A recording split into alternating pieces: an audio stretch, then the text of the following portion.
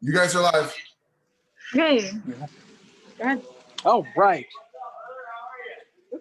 Welcome to lovely Santa Barbara. We're right outside one of the galleries I'm represented in, one of my favorite.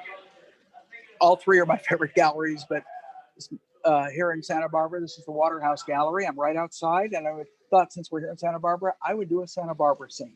This happens to be an area I've painted on location before. Not this exact image, but it's Goleta Slough, very near University of California, Santa Barbara. So we're gonna get going right away in the painting process. First thing I'm gonna do is I'm gonna lay a sky in. I'm not gonna do any drawing. I'm gonna draw with shapes, and that's a line that I use quite often, sometimes when I'm teaching. So we're gonna start with this kind of blue sky. We're pretty dry. This brush is very dry. Working on an 18 by 24 canvas. The canvas happens to be a canvas that I've toned with an acrylic base, and the tone is kind of, if you look at it compared to my flesh tone, that's where it is. So it's pretty similar value. It's a grayer version of my flesh tone. It tends to be the kind of color and value I often use, which is similar, kind of a gray version of my flesh tone, sometimes warm, sometimes cool. This is quite neutral, maybe a little bit on the warm side. So there we have a little bit of the sky. I love the sky. It's kind of a sky that is not a color. It is made up of several colors, very subtle. So here we're adding a little bit more white and just a hint of alizarin to that color. I'm getting some, I'm gonna add more white. I don't feel I had enough. So here we go. Some kind of nice, interesting, almost cloud type of shapes in here. So they're not the beautiful cumulus cloud. They're more of the kind of cloud that is just kind of has kind of a nebulous type of a shape. So we're going to kind of take that, nail that in there a little bit. Okay. And then it goes down to a grayer color. And for that, I'm mixing a little bit more ultramarine and a little bit of alizarin into that color. So it goes to almost a violet kind of right. Oh, that's a good color. If I sound surprised, I often am. When I come close to the color and value that I want on the first shot, it often does surprise me. I think that's relatively appropriate. If a little of this wonderful color comes through behind it, it's absolutely fine with me. Because, whoa, I just threw too much alizarin in. Let me get back to what I was saying. If a little bit of too much of that color comes through, it's okay with me, because I don't like anything to be that one-dimensional in terms of its color and value. I like there to be a little bit of movement. It gives me the opportunity to be off a little bit. So we're going to take this down about in here. And that may be all I want to get in the sky for right now. Maybe I get a little bit of a color moving up in here a little bit, maybe darker tone up in here. I try and move these colors around so we're not dealing with a color. We're dealing with a multitude of colors. And I like to get as much of the subtlety in right off the bat, particularly in the background. Once again, I am working from, as I like to say, from there to here. There meaning the distance. We're going to kind of try and find this area right in here. Now that's the midpoint, that's over. So if I'm on location, I'm finding the midpoint of what I'm doing. Go to the left, it's going to be somewhere in here. Well, let's kind of block that in.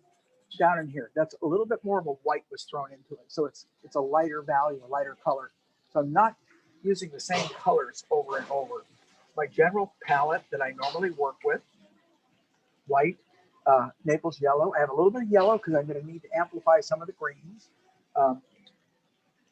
Yellow ochre, which I always use. Like I said, yellow ochre tends to be one of what I call one of my workhorse colors. I use it quite often. So it's not unusual that I have that in there.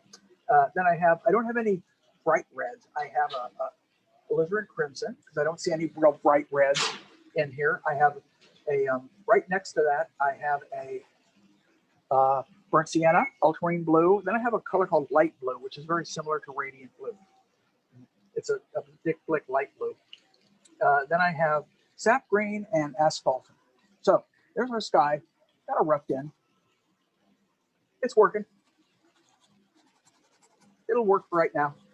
I've got enough of it in here so that I think I can start with trees. So we're going to get kind of a neutral color. I'm not going to go too light. I'm not going to go too dark. I want to give myself room to go darker and lighter. A little bit of a green and ochre of the colors I'm using. Maybe I just to mellow that green out a little bit, I threw a little bit of burnt sienna into it. And we'll kind of start up in this region.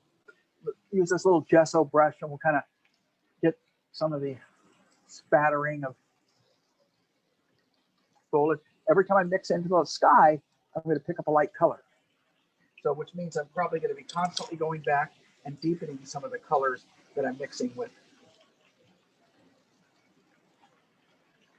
And we create as many nice edges right off the bat as I can.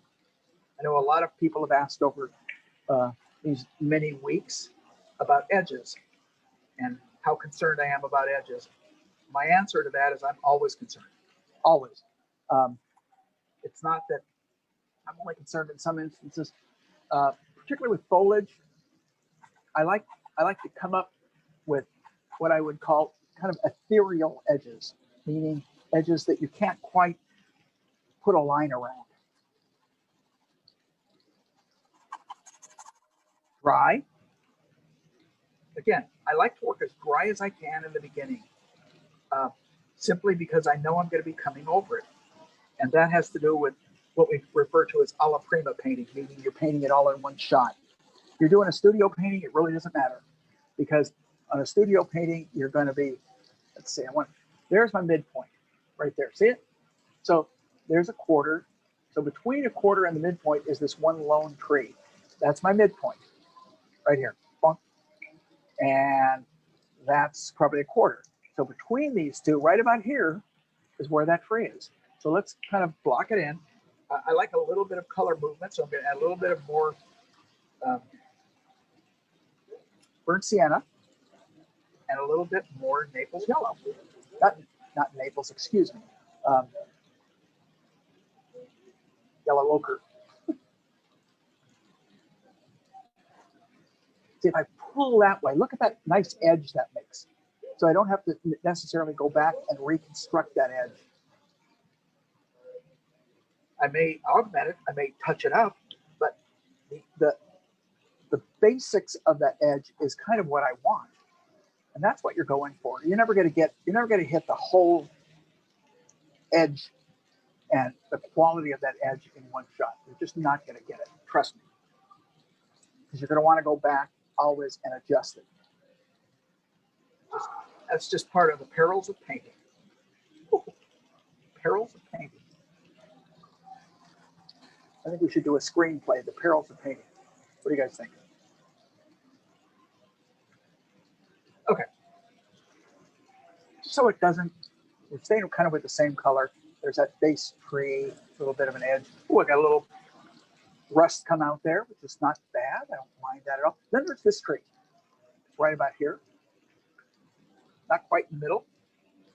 Every now and then I'm pulling a little bit of ultramarine into it because I just feel it's going a little bit too raw and I want a little bit more ultramarine. Now, there's an airplane going overhead. I'll get a little sunshine. Part of what happens when you paint outside. Now, even though I'm not painting, I'd love to be able to paint this on location. The only reason we're not doing that is internet. We don't have internet capabilities on location. So, but here, right outside the gallery, I do. Okay, let's go down in here, let's go up in here a little bit more. Let's get these kind of base tree shapes in. Come across, up.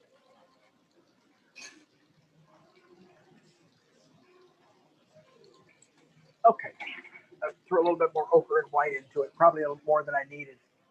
So I'll bring a little bit of ultramarine back to it to bring it back closer to the base color I was using. I don't want everything to jump around right now. And I'm looking about where this sits. It should sit up a little higher. It should sit about up in here.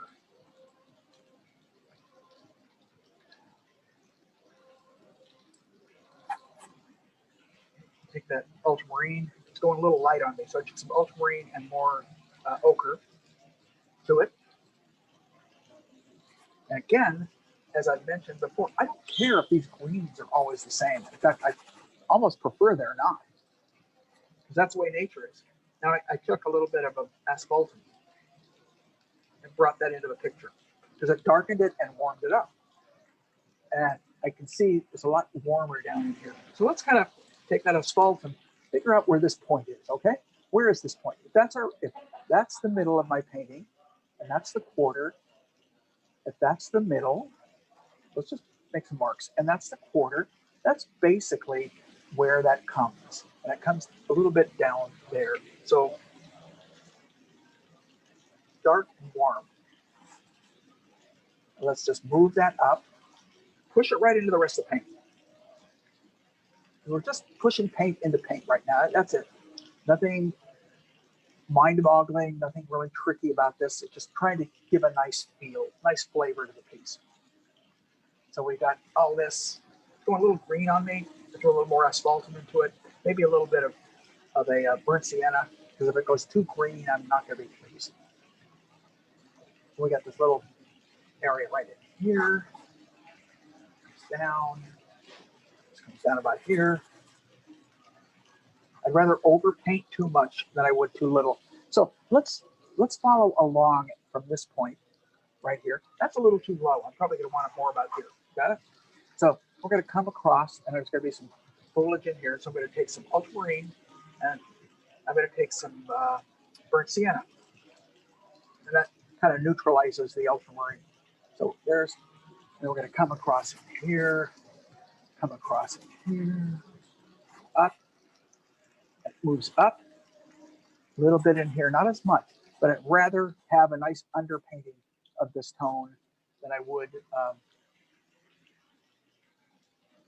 leave it vacant. And we can really start to push some darks back in here. Okay, we're starting to end up with kind of a nice abstract version of basically how I want this thing to look at the end. So I'm going to push some darks right in this area. What am I using? I'm using asphaltum and ultramarine, and I'm kind of smushing it into smush. There's another good term for you, huh? You're going to smush your paint. Swoosh, smush, whatever. You're going to apply it in such a way that it kind of works its way into the paint that's already there.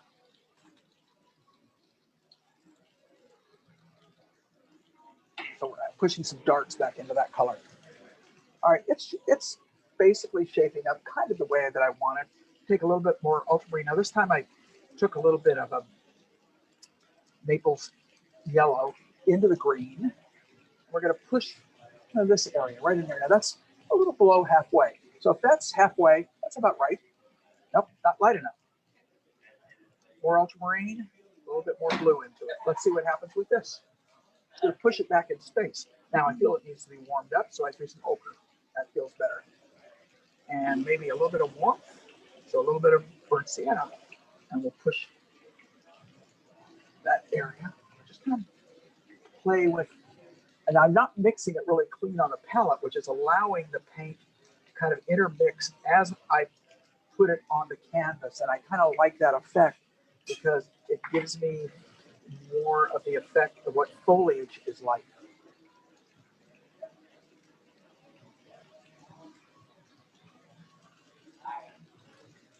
All right, that's shaping up.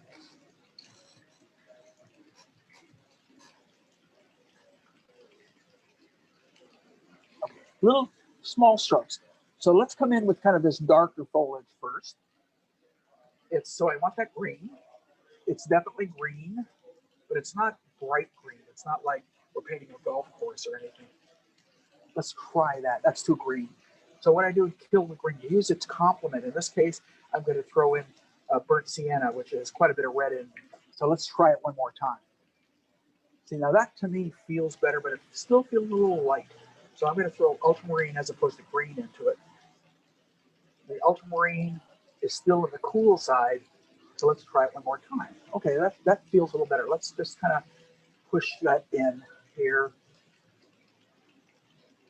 back here. Oh, I like that. Wet into wet stuff. Get some nice wet into wet effects in here.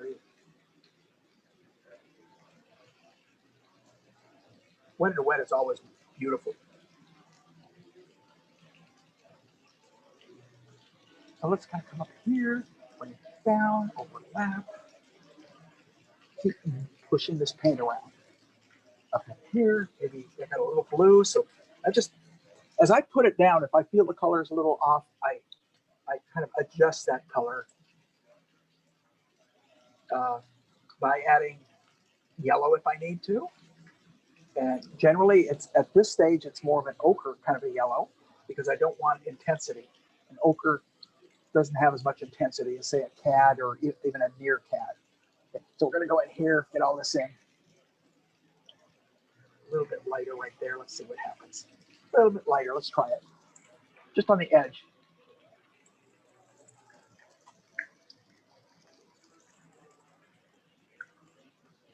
That's working okay. We're just kind of moving color around. Got to get some warm in there. It's starting to feel really cold. So I took some, I don't know if this is going to work. I just took some burnt sienna and I brought some red back into it. I can see a little bit of influence of warm right there, which is right about here. And I see I'm going to grab some asphaltum, which is darker. Now we're going to push it in there. And if it goes too red, I just throw blue, ultramarine back into it, and it tones that red down.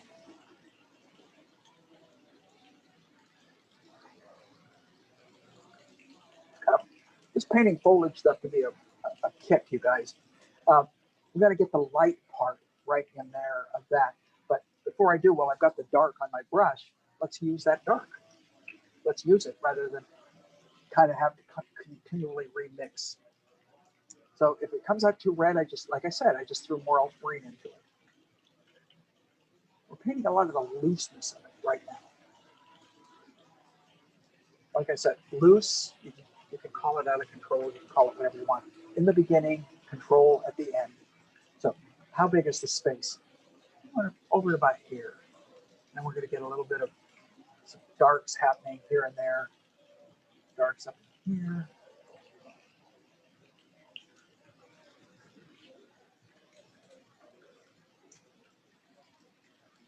So you paint, you know, another way of talking about the way you paint is you paint in big areas and eventually you're breaking up into small areas. The big shapes are broken down into the smaller, more definitive shapes. So right now, most of our energy is put into painting the big shapes.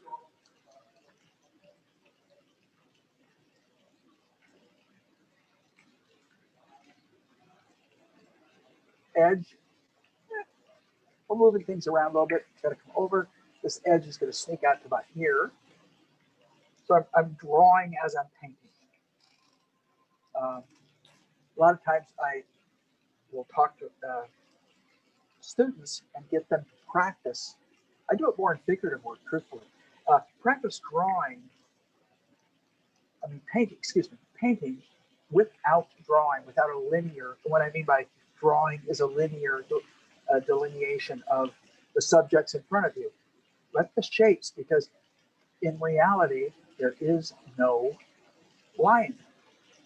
Line is something that has been used over the years to graphically depict shapes. It's the contour of a shape. That's all a line is. It's the outside of a shape. Now let's get a look. I'm mixing a combination of several colors. So I'm not constantly telling you exactly what those colors are, but it's everything from Naples yellow to yellow ochre to yellow to burnt sienna to ultramarine blue to sap green. All those colors are being used from time to time. And what I'm doing is I'm adjusting colors as I paint, as opposed to just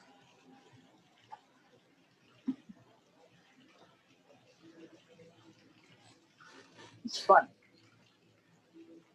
Now, hopefully it's coming out. We're going to move a little bit of color variation back here, not a lot. I'm going to throw a little color. So I threw a little burnt sienna. Burnt sienna is a great little color to use sometimes when you don't want to go too warm, but you want some warmth. And so it's basically what I use it for, particularly in landscape. All right, a little bit up in here. Let's kind of hit this in-between area, this foliage right here. It's a little bit, kind of somewhere in that realm. Boy, that's pretty close. Shocked myself when I go that close right first try. You notice sometimes I do things without, and every time I put a stroke down, I'm trying to make each stroke different. So I'm not repeating doom or like down, down, down. I'm pushing, I'm pulling, I'm doing a lot of different types of maneuvers here.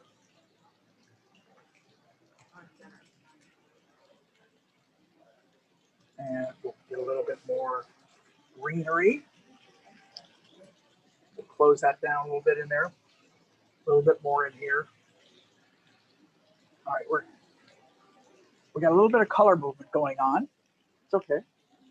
I can see I need more darks. And where are those darks? So I'm going back asphaltum, ultramarine blue. That's going to give me my dark, and I haven't not cleaned my brush. So I'm doing it right so you can see what happens. So I'm carving these darks out right now, moving the brush around a little bit, pushing to get different kinds of effects.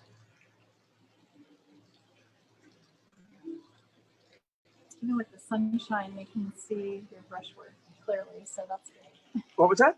So even with the sun shining on the canvas, they can still see your brushwork. So that's good. Sun is behind the canvas. If I did not have I have a piece of hardboard behind this canvas, because if I didn't have that, I would be getting light coming through the canvas. So something to keep in mind of. I was aware of what might occur, so pretty much, and I tried to make adjustments for things that I thought might happen. You can see we push those darks in. That's the advantage of starting in a neutral, not starting with the darkest dark, not starting with the lightest light. It gives you an area to move out of, in both directions, both light, both dark. So let's keep on moving. I'm going to grab my other little brush. Now, all my work has been done with this little gesso brush. Could be done with my number 12. I pick up a brush based on how I feel at the time. And these are all what I refer to very often as energy kinds of strokes, not control-oriented strokes. It's important for you guys to realize that right now, I want the thing to feel good and feel accurate, but not necessarily be 100% refined and accurate. That's what I hope to do in the latter part of the painting. So we need to kind of move down below a little bit right now. And we're going to move down to this area, leaving kind of the canvas color for this, for the lights, bright lights in here. So I'm going to move down into the water. Same brush, ultramarine blue, white. I don't want to clean blue. I want it to reflect a lot of the treaty quality, but with blue. So where is that? Let's make that right about in here. So again, if I'm going to look at my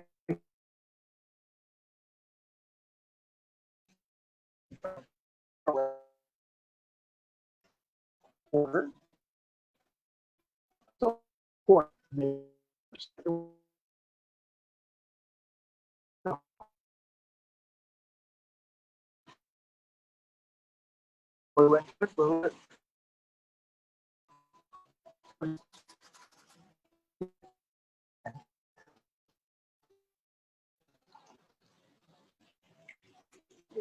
the color.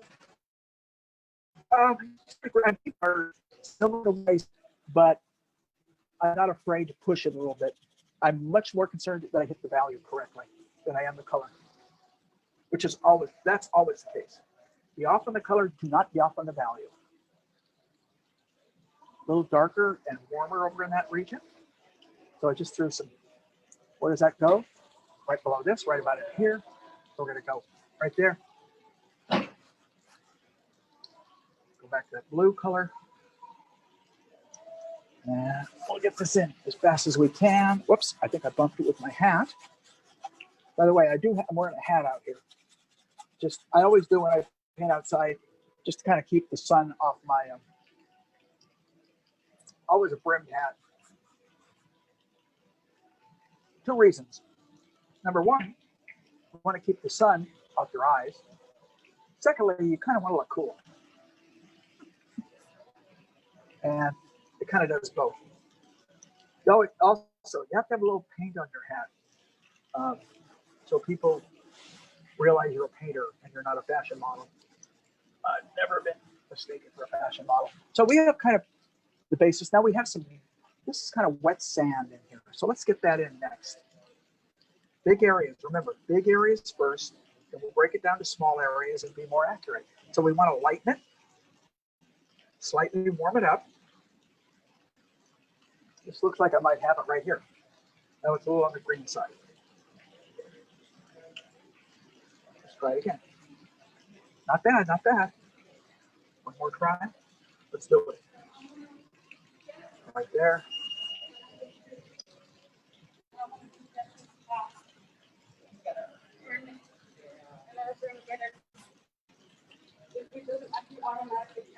Right.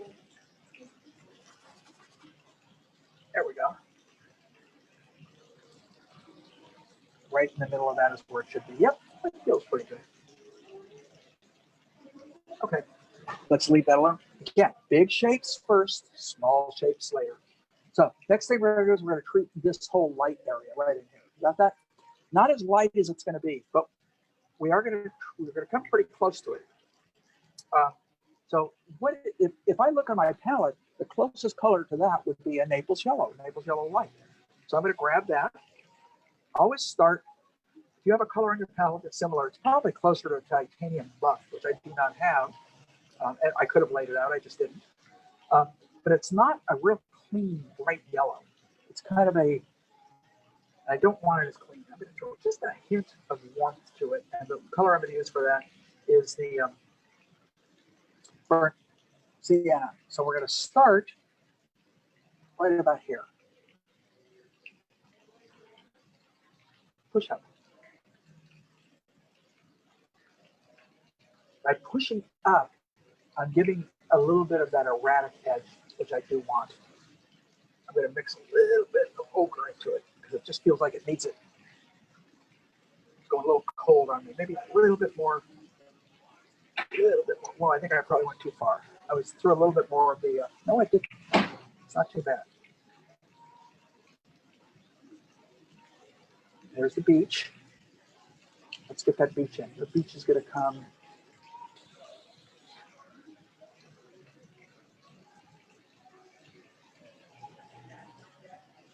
And we'll get a little bit of it here, a little bit of it going up, a little bit here. And we'll clean that edge up, make it a little more accurate as we move into the more of the final parts of the painting. Right now, we just want to get it positioned. So at this point, I think that beach needs to come from here. Trust yourself. If you're wrong, you're wrong. But you're never going to make any progress if you don't just give yourself, you say, I think I'm right, I'll do it. I got a nice mixture going on there. And I think it's the consistency of the paint, I think it's just about where I need it. And I've thrown just a little bit of the solvent-free gel into the paint.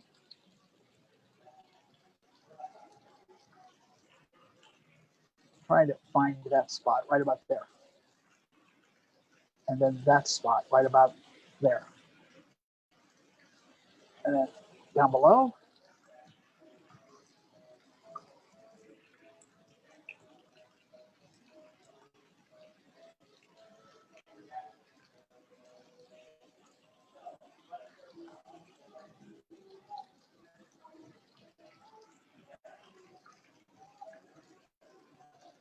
Now, this beach does a really cool thing here. It comes over here.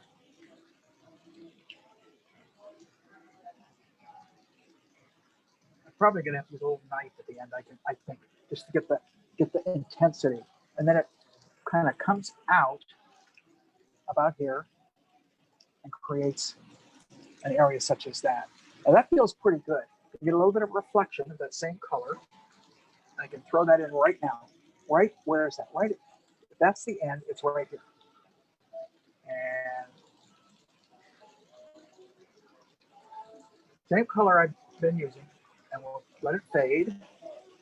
And then right at this point, it's reflecting this water. That's one of the great things about water, you guys, is reflections. A lot of interesting aspects to water: moving water, still water, disturbed water. All those give you different kind of characteristics that you can utilize, and it also allows you to be a little bit free, almost kind of slightly abstracted. And for realists, I always tell them that when you do this kind of stuff, you are kind of dealing with to a degree, a form of abstraction, because most realists want everything to look real from the first stroke on.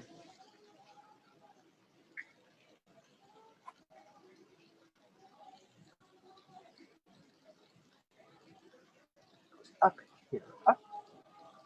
A little piece of light right in there, which occurs right here.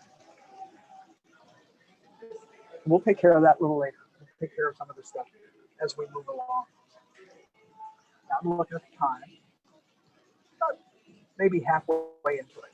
A little bit less than halfway into it. All right. I think I'm going to get rid of this. This is stopping all this movement forward. It just kind of interrupts. So next thing I want to do is kind of this lighter green foliage that's happening up in here. I can take the color that I've got in my brush, mix it back into those greens that I was using. It's very light. And it's almost as light as this, not quite, but almost. And where do I see it? I see some of it right here. A little bit, first stroke tells me I want a little greener characteristic, a little bit more jump. So I threw a little bit of a yellow into it, just a pure yellow.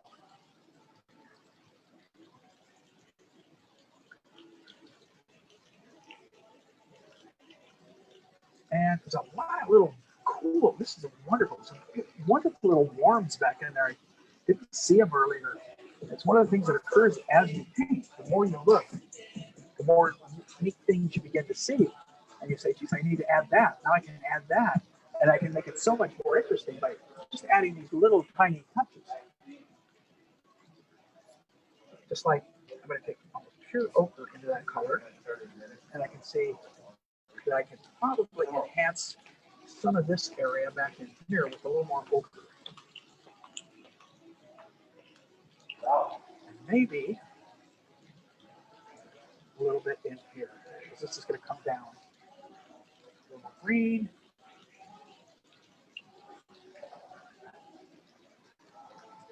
Nice dark green right in here. It's too green, so I just threw more asphaltum into it. These judgment calls I'm trying to pronounce them out to you guys, and it's what you have to do. You cannot just put it in there and say, "Oh, that's exactly right." You got two problems occurring. Number one, you put them in there and you say, "That's not right. I'll fix it." You fix it. You say, "That's not right. I'll fix it," and you fix it. You say, "That's not right. I'll fix it." You keep saying that. Pretty soon, you're just overworking the same area. So come as close as you can initially. Come as close as you can initially, move on, and then what I like to say is revisit that area. Look back at it. See if it still bothers you, but not immediately. Take a little bit of time. Is it still bothering you? Do you need to do more to it? Or can you leave it alone for a little bit? And sometimes by the time you get everything else going in the piece, those little areas that you thought were a problem aren't a problem. That's actually a difficult thing to kind of learn. I don't mean to make it sound like it's just, oh, well, all you have to do is this. Anytime that you get that impression, as I'm painting or discussing things, please be aware that my God, learning how to paint is just, it's an ongoing process. It's going to take you so many years. And it's one of the beauties of learning how to paint, because you're always learning how to paint. No matter how good you are, you're always learning how to paint. Always.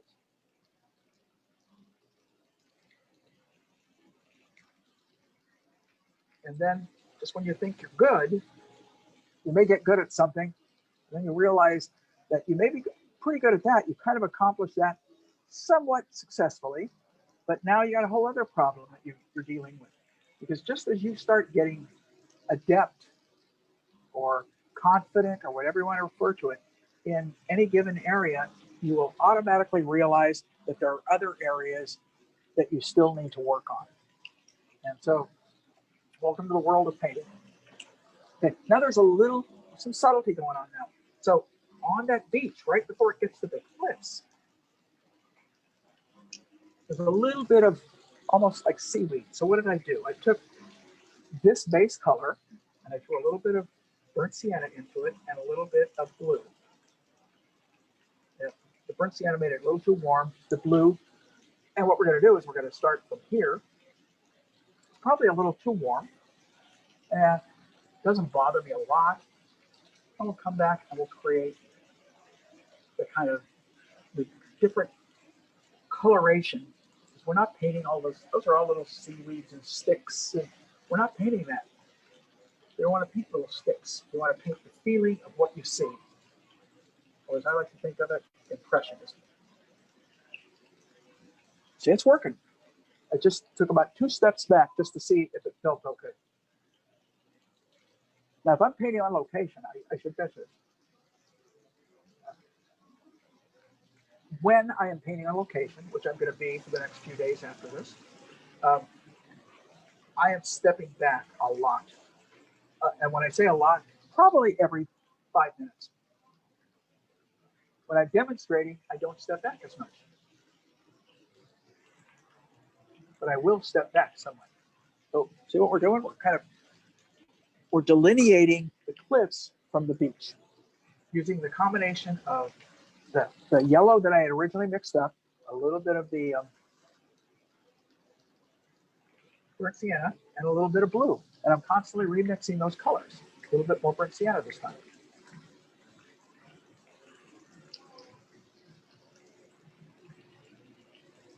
Always, I hope you guys are noticing that I'm making different kinds of strokes over and over, not making the same stroke.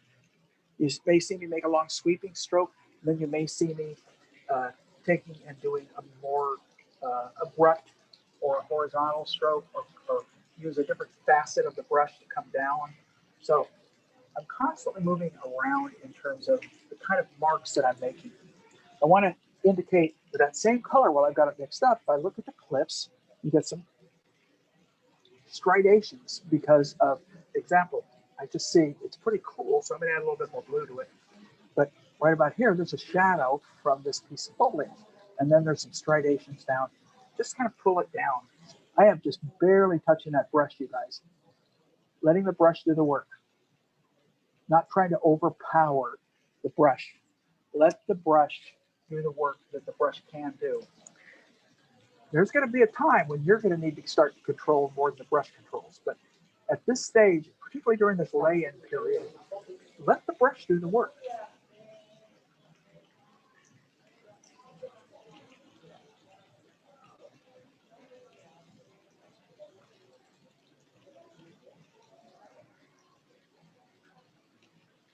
Let's get that. I've destroyed that edge. And that happens. You just bring it back. Don't try and always paint around things. If something doesn't work, figure out, bring it back. So we're starting to get it. Now, I'm going to go back and start to look at the foliage again. Step back for a second. I have a lot of it the way I want it. So I'm in decent shape. Not perfect, but decent. There's going to be some of these twigs and branches and fallen trees. And I want to get some color variation in some of those greens right now. So I had a lot more green, even a little bit of yellow and ochre to it. And we're going to put pull some of the stuff down in here.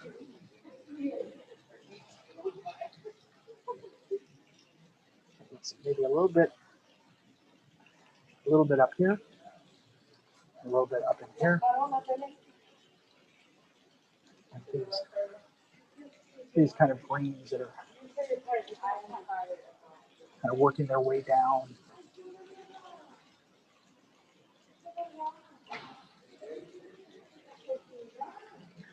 Okay, now I need some darks because I've killed some of the darks.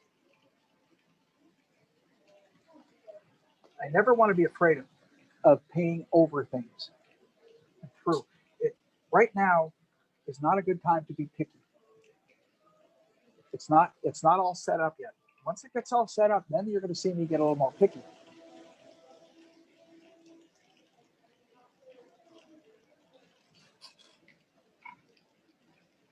Picky's good at the right time. Well, that's a good one. Write that one down, okay? Picky's good at the right time. At the wrong time, picky can really begin to create overwork. My opinion, give you my opinion right now. You're better to underwork than overwork, because I think it feels better in the end of the painting.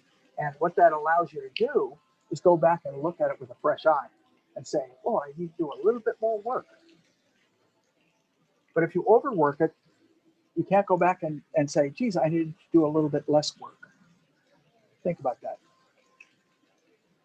So you're better to keep it understated, and which is what I'm doing in all these demos. Everything is understated until right at the end when I try and, so to speak, pull it together.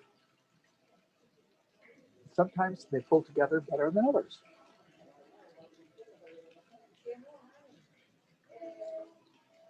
Something in here bothers me right now. I see what it is. I've changed proportions. You can see quite a bit here. That means dark, bold.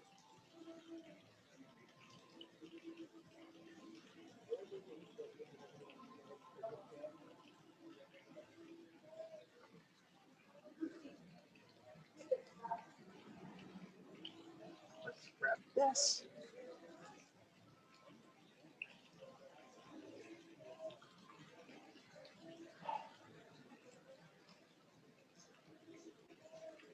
Just trying to get the right feeling. I want to go back onto the foliage above.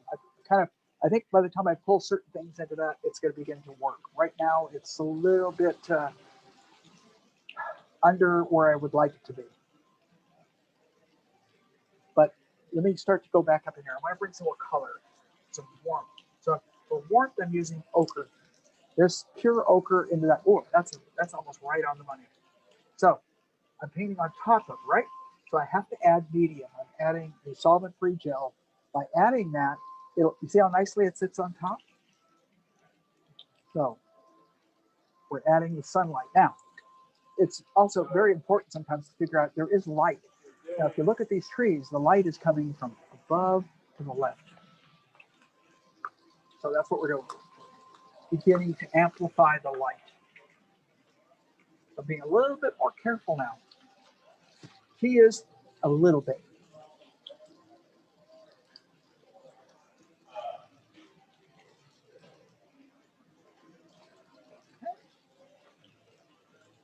So we're hoping to God that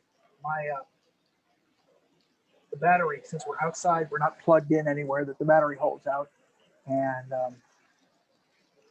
I get this whole session in before we lose everything.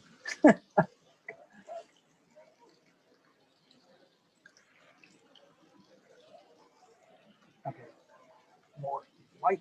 Whoa, I think I went a little too light, but let's try it. Yeah, it doesn't bother me. It's probably a little lighter than I want, but it's making it feel like sunlight. So I have all these other colors. It's giving me several types of greens. Think about this. I'm not relying on 1, 2 different types of greens. Because I've been mixing different greens, it's giving me, and I'm not covering 100% of those greens up as I'm adding paint. What I'm doing is I'm richening up the green characteristics that I've begun with. I add a little bit of just a hint of burnt sienna into that green right now. Just to add a little bit of warmth because it's feeling a little bit too much the same everywhere. It's one of the things that I really try and avoid. And the easiest way to avoid that is continually mix new colors. Do not rely on this one perfect pot of color that you have. And hopefully it's going to go a long way and you're going to solve a lot, but you're not going to get it all done. I don't like some of that stuff. Got a little too heavy-handed in there. Little green spot right in there I can add. I got to make one step back. Okay, I'm starting to catch, in my estimation, I'm starting to catch that feeling of light that I was after. I'm going to add a little bit of more light over on these trees. Really like that in here. It's kind of nice. Pretty thick and gooey. I kind of like, there's an interesting texture that is beginning to happen with the paint that I like. I'm happy with it. Even though I started pretty thin,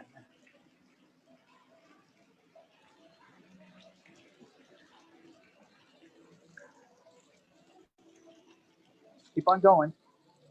Add this down in here. Get a little bit more green. Double check this. We're going to put some of these some nice greens in here that I can bring. So I'm going to go a little bit more green this time. I like that. It's going to work. Sometimes it works. Sometimes it doesn't work. When it works, celebrate. When it doesn't work, fix it. Words to live by, gang. Words to live by. If it works, celebrate. If it doesn't work, fix it. So back to some of these colors. I want to hit this area up in here. It's got some grays in here. We got a little bit of this cliff beginning to come through right in these areas. Underneath, oh, I like that. Gooey, kind of crummy stroke. Sometimes they work.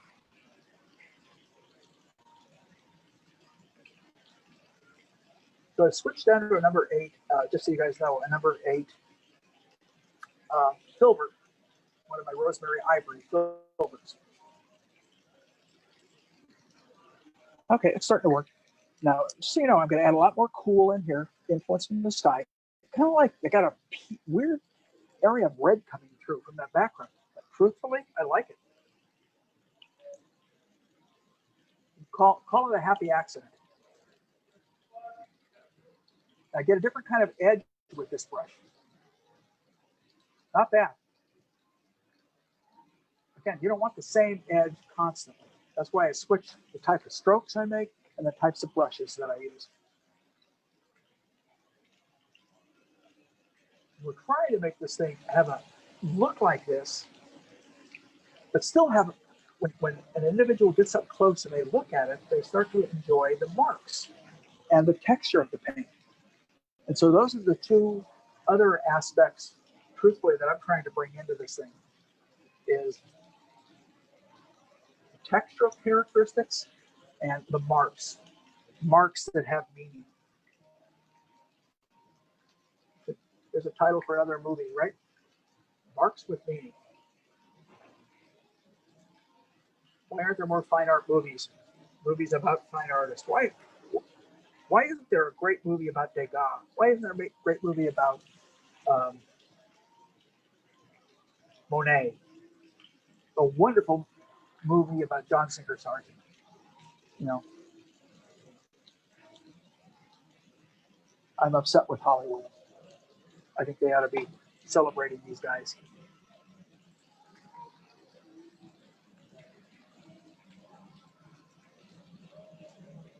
You know, I discovered a lot about these different artists. Nikolai Fetchin, his lineage. Think about somebody like Nikolai Fetchin and who he studied under and who he influenced beyond what he did. Okay, let's start to bring a little bit of refinement. We're about 30 minutes away from completion. So let's start to bring a little bit of refinement. First thing I'm going to do is I want to take this beach and I'm going to add a little bit of burnt sienna to it. And we're going to kind of, that's too thick, but I like the definition. And then we get this coming all the way over here. I think I just bumped the camera. We're going to do that. And then we're going to bring this up here. And just have a step back, see if it's shaping up okay. It is. Go back to my clumsy brush and pick up that beach reflection. Let's get that in there. All right, and so we're going to slim this line that I just put in down. So it's just barely there. And a nice feeling comes almost over to this edge, not quite. So I'm constantly looking at where things lie. What is this? This is a reflection of this area. Okay? It's a reflection of that area. Then we've got this part of the beach, which is quite white. So I can take a little white to that color, and that's going to sit right about here. This is more control, so we're bringing a little more control to it at this point. Where it was pretty spontaneous when I first put that in. Now I'm making it a little bit more accurate. Accuracy is good. And again, I may mess up. Trust me. I said I may mess up. I'll probably mess up. Let me restate that.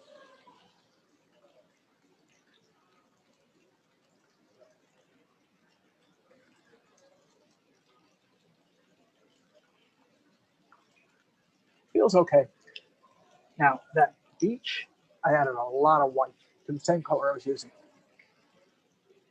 Because this, even more, and medium too.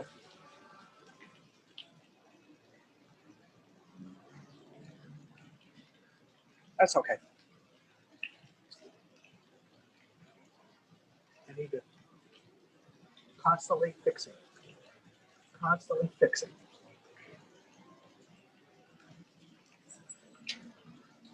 And a lot of that fixing has to do with how refined do you want this piece.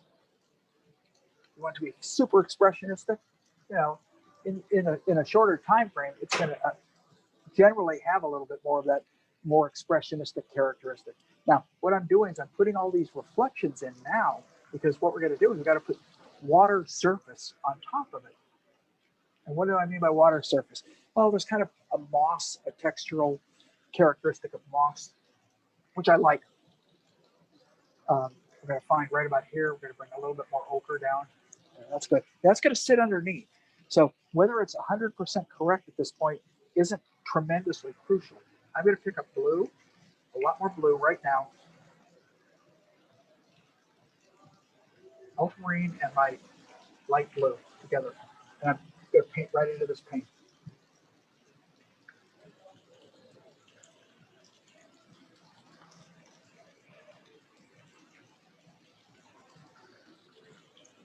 As it gets a little darker, it gets really deep. So I'm going back to a lot more as it moves over. Oh, it almost has a violet cast. Kind of like that. It's got a good color. I've got a good color feel going on there. There's a little bit of sky kind of coming down in here, so I'm going to kind of hit a little of that in and then fade it. I want it kind of blend in with the rest of the water. Nothing is all that clear.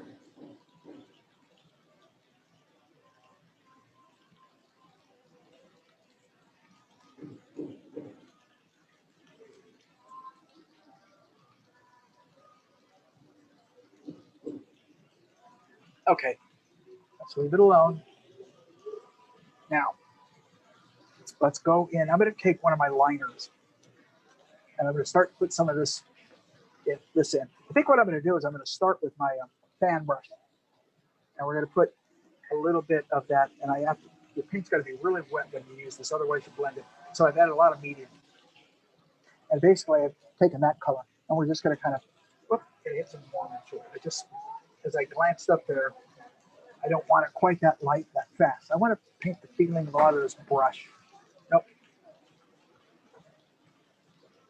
The reason I said nope is too light. So I added more blue and asphaltum to that same color. I was way off. That feels better.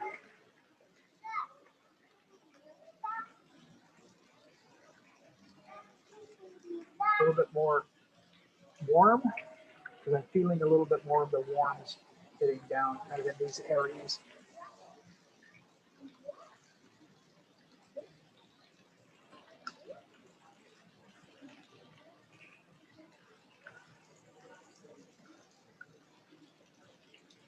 Okay, some of it I like, some of it I don't like. But as one of my mentors, Don Putman, said, sometimes the beauty of a painting are the flaws. So we're gonna, that's too heavy-handed of a stroke. I'm gonna use my little smaller, and we're gonna try and see what I can do about bringing this branch right in here.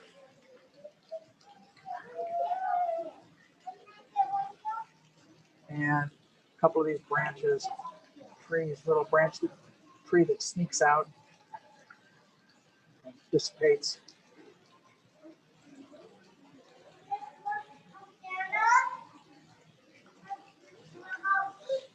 A lot of times at this point, you gotta start using your finger to balance yourself.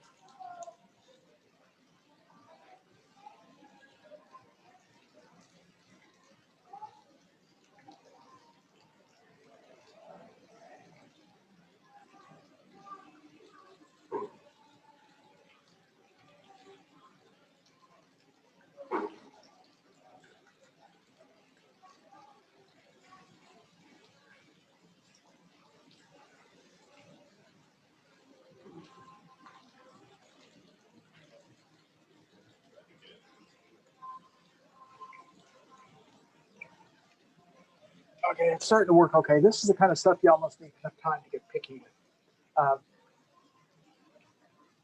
And I'm going to do the best I can to try and get as much information in here as rapidly as I possibly can.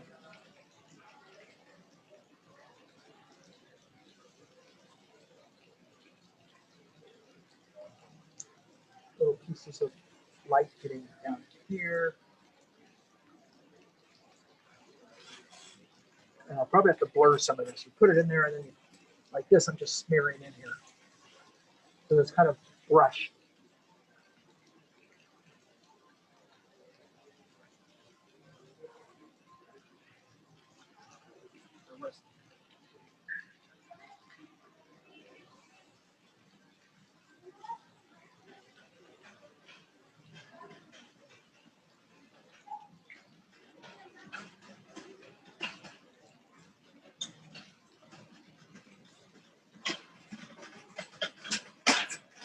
I'm going to try some other things, you guys. Just see if I can help myself a little bit with a knife.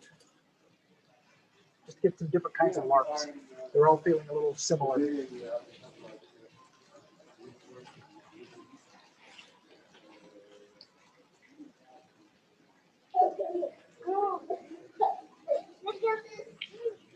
Oh, that helps a little bit. You use whatever tools you can use. Truthfully, it's not like there's one solid answer. You see that wonderful line there? Maybe let's see what I can do. Right here, right off this. Let's see if we can bring that right down. And I've hit it once with a knife. Now I can come back and maybe amplify some of the lights in it, like down at the bottom, with a brush. And if it goes too thick, you just noodle away from behind. So you just basically take the area back behind it, this area, for example, you make it narrower. So put them in and then paint the negatives if you need to. And there's another brush, there's another wonderful little branch sneaking out from behind, coming out into the light, going back into the shadow. All right. And then we got a lot of little busy stuff. So this is the kind of stuff you can use your knife, you can can use your brush, you can use your fan. I do a lot of what I call faking it and then come over it with one or two strokes that make sense. By that, here's a fan with a lot of turk in it. Okay, so I'm going to take a lot of paint off of it, and I'm just going to kind of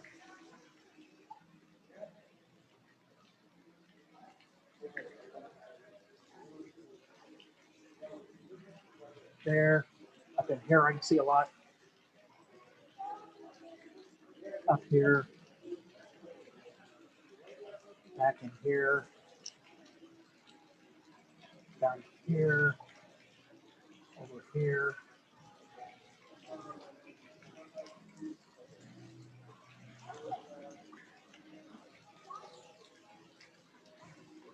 Okay, you got to put a little bit of the activity in there now. So we'll take some white, move it into this color. I'm just keeping an eye on the time. Looks like we're okay.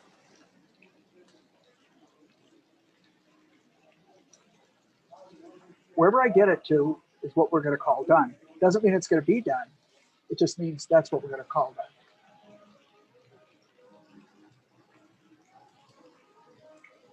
You get some nice sharp marks with this knife.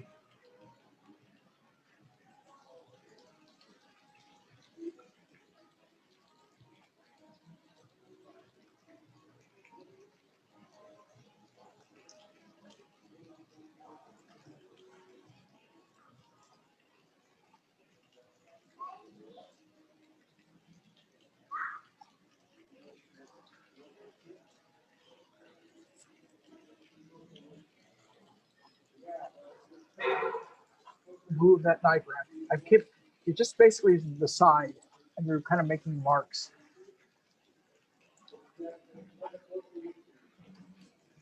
And what I'll do is I'm going to say, I don't know if this is going to work, but let's give it kind of like that. I didn't think it was going to work, but it worked. Just different characteristics. Let's keep thinking what you're doing is you're indicating for the feeling. So when someone looks at it, they feel those as branches. And they're branches because the types of marks that you're making are radically different than the rest of the kind of marks that you've made. That's why they read as branches. It's all just paint. That's all I'm saying. It's all paint. So what can you do with your paint to make the viewer look at it and go, oh yeah, it's just a bunch of trees. It's a bunch of fallen branches. What can you do? I mean, that's kind of what painting is all about. And I'm doing a little bit of experimentation. Now that experimentation has a little bit of background in it, obviously. I mean, I've done some things before. So, but at the same time, I am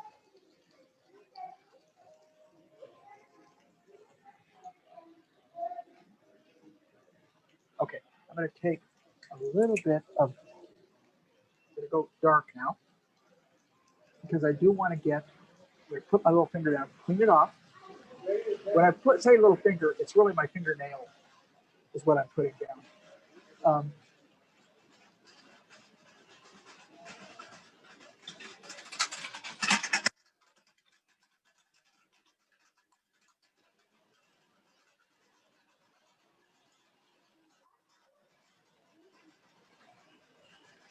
And the more time I have, the more I would fuss around with painting positives and negatives, meaning I would paint what I'm doing here, but I would also be adding, painting back in, adding some negatives in there.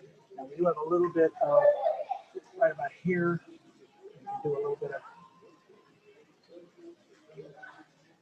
and kind of fuzz the top of it.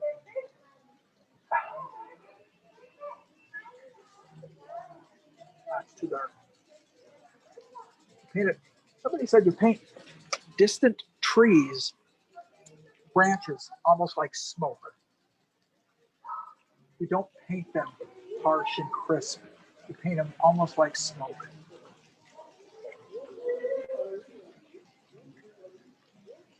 And I'll never get as neat of a mark with this brush as I would with my knife.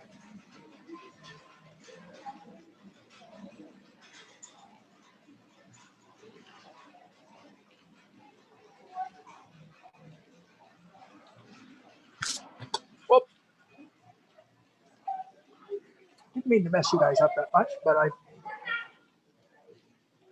in a tight area here between cameras.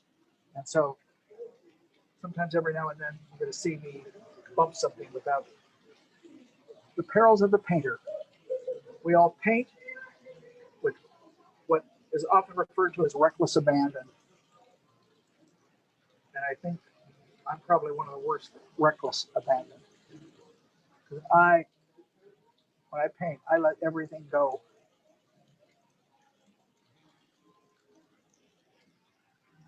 Okay, let's start to move down into some of the other areas because I don't have a lot of time to kind of just, I could spend another 2 hours up doing just what I'm doing.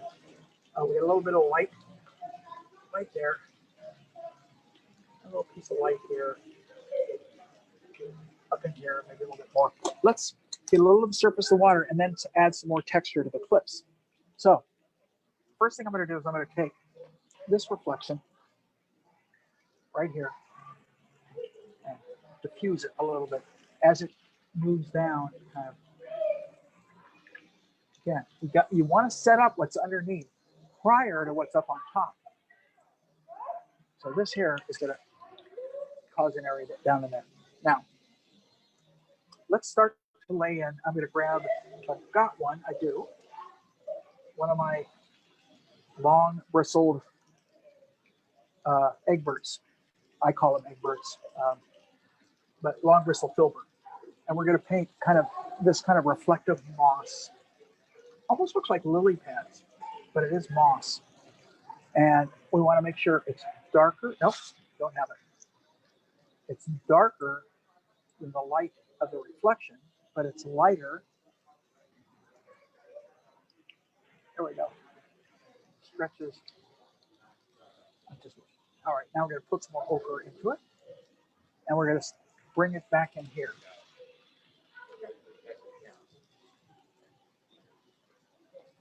You know, he's a nice guy. He's very smart. I filled out the release of information. Yeah, so why don't we? Oh, no, you're the little boy is picking up the turtle and the fish.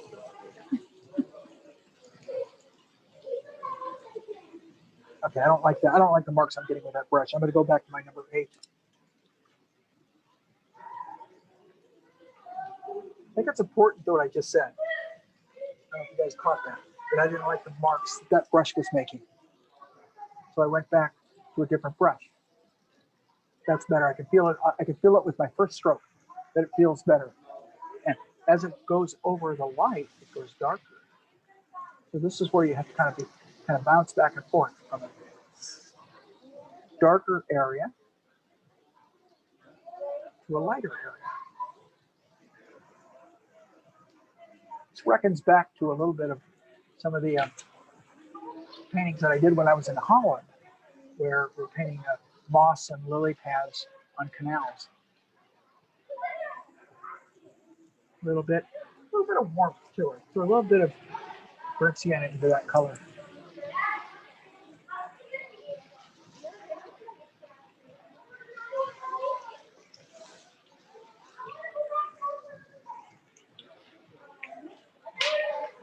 Now it's getting a little dry, so I added a little bit more medium. When I say medium, solvent-free gel.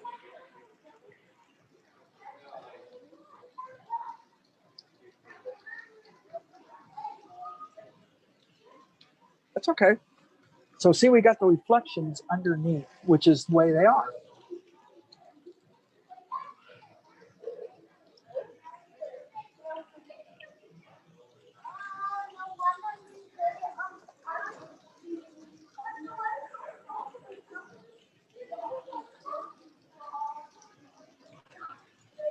That's pretty good.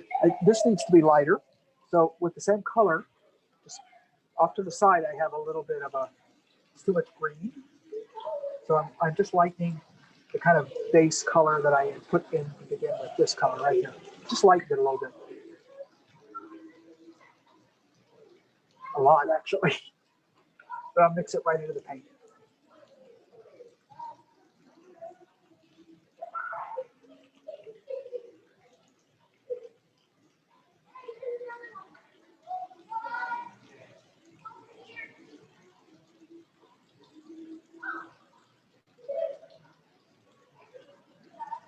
It's shaping up.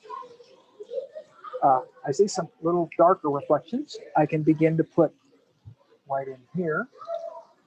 So I've gone back to my kind of gray-green.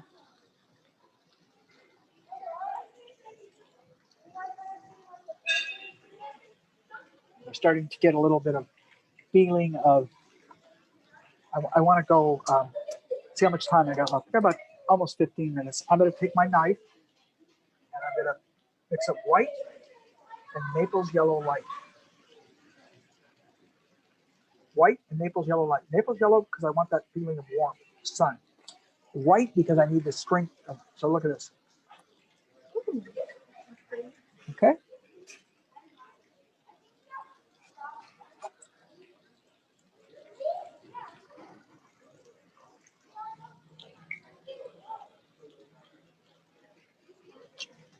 That's working.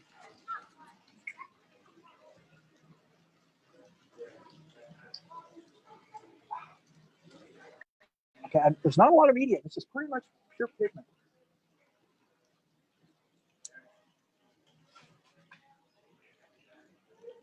I'm going to throw a little warmth into it also.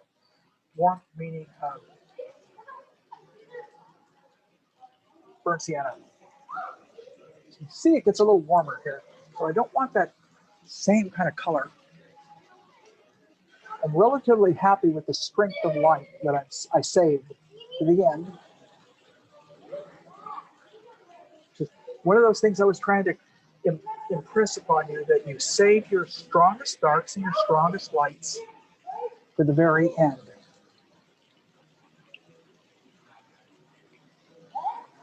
Oh, look at that little ugly blue in there, but I like it. Ugly blue is good when it works, and it's not when it doesn't.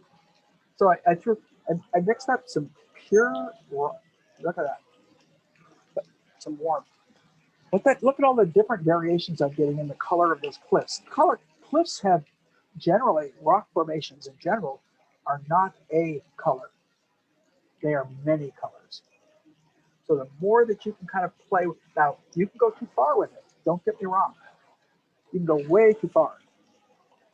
But the more you can get into it, the more interesting you can make your overall painting. So.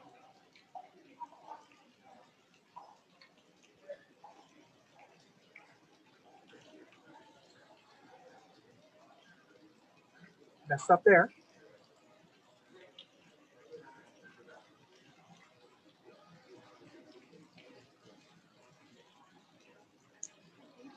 And really bright, so a lot more white into it. Right here, that reflection, right there.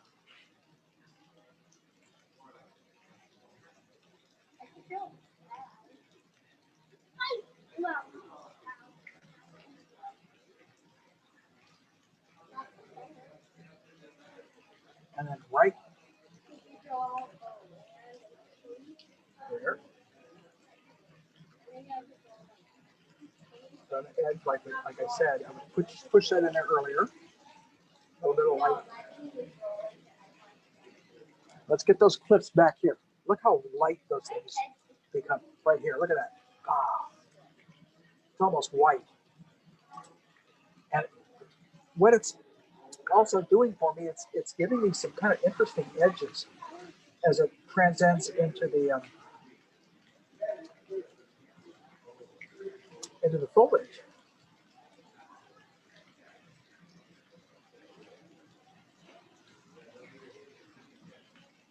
So I can take that same light and hit the bank. I hit it one time, but I didn't hit it enough.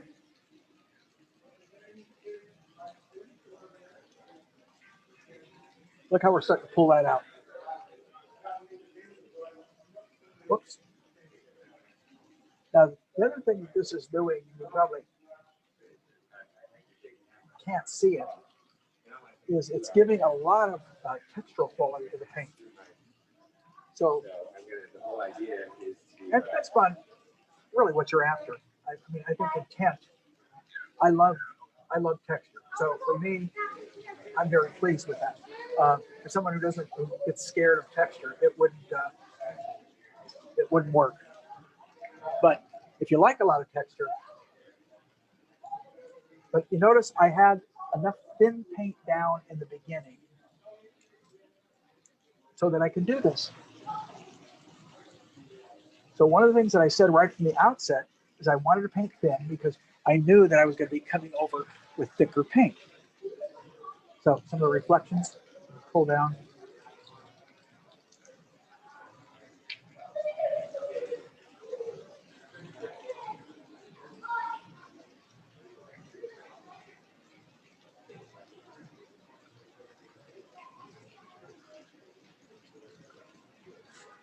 All right, I like some of these elements. They're actually twigs that are kind of in this area right here. I kind of like that. Let's see. I made that one too big, so we just kind of, this way. Take your finger and clean it up, and that reflects. So then like that reflection down in there. Okay, and then we got another one right here that reflects down. A few.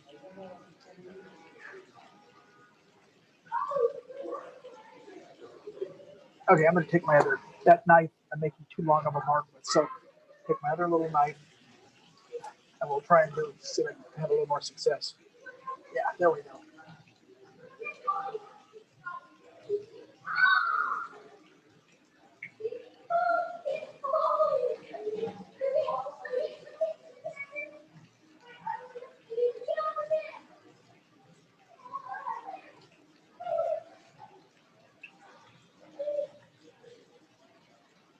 So we've added a few of those little twigs in.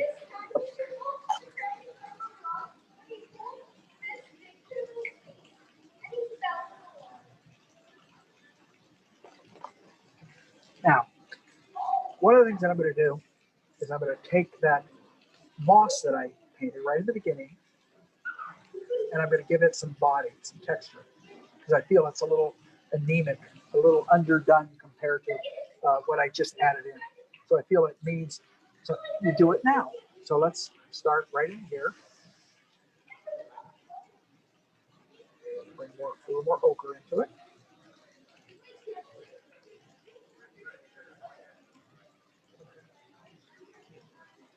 Oh, I'm happy with that. I just stepped back for a second and it looked about right. And that's what you're constantly double checking. You know, what I think sometimes looks good up close. When I step back, sometimes you go, it doesn't work. So very often, it's why generally when I'm painting in the studio, when I'm painting on site, or I generally will step back probably, like I said, about almost every 5 minutes. You know, they say that the best way to find out someone's character is to give them a small amount of power. I don't know about you, but I'm getting thirsty.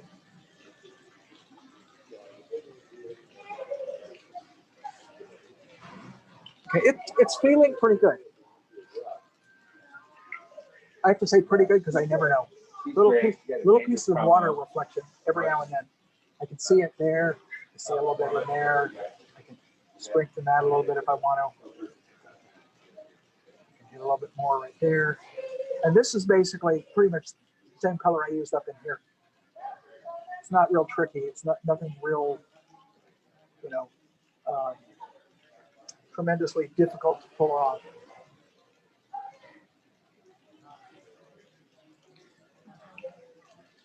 All right, let's go back and revisit some of this. This is looking okay.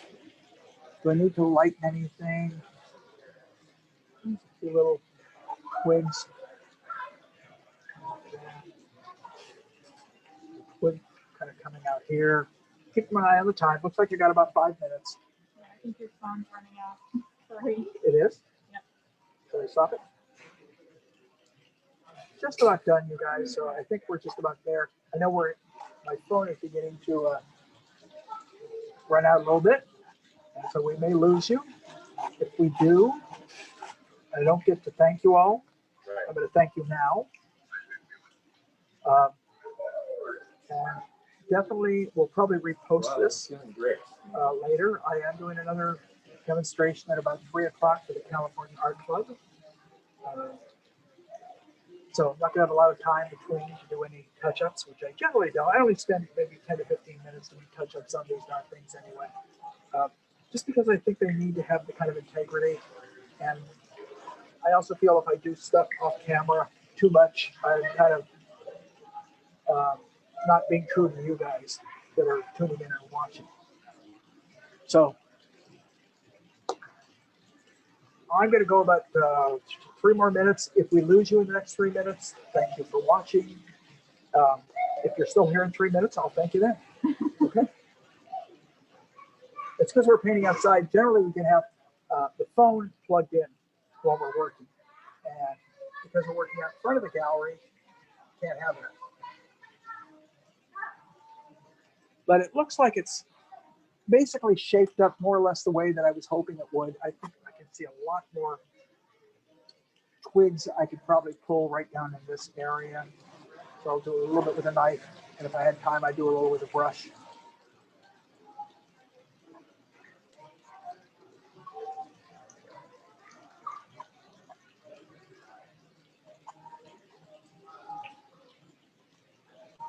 Just using the side of the knife, making these little. If I go too far with it, I just wipe them out. So keep that in mind, you know. If you go too far, you can always change it. It's not done until you say it's done.